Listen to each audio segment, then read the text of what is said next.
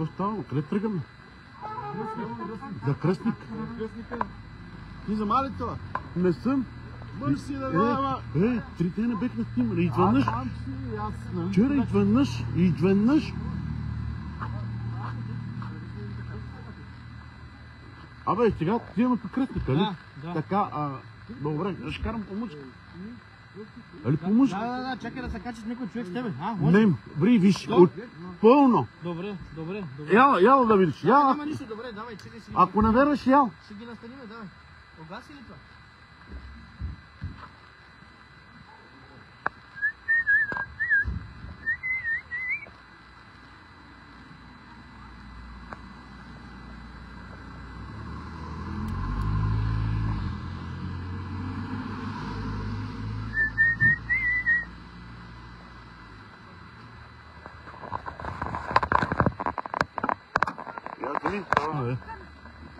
Ти с кой говориш, ма? За да припя, ма. Продавам бус с... Айде гаси той лайк сега, че говоря. Тръгаме. Продавам бус за 15 000 лева без жената. На къде това?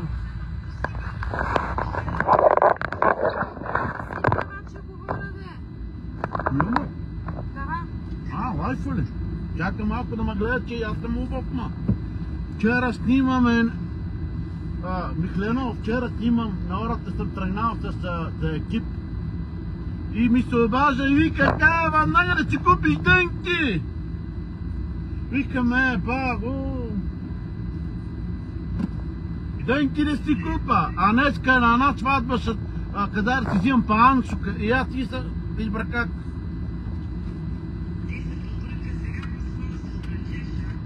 Ама вчера тръгнах и изведнъж, че тия ми се обадя ми се да снимам. И той вика, ти що си тръгнал да си екип. И днеска па с Ансука трябва на тази сватба. На така ли? Нагоре?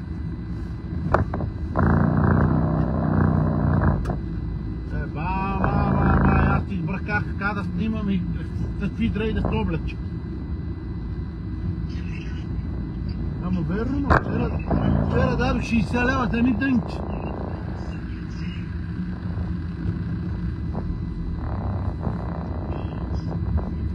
Днеска трябва Ансуко да си купа.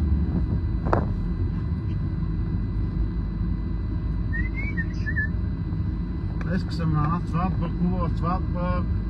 Айде ще аз, айде. Па ще видите кой. Аз съм кнежа. Терго, на кнежа съм, Терго!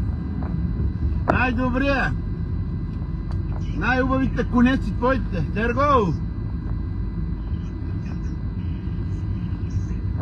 Братче, да е лост. Най-добрите коне. На кнежа съм на една сватба. Ще вра на центъра с купа Ансук, че сватбата с Ансука. Вчера съм отдел на такова за екипи и що съм си купил дънки трябва.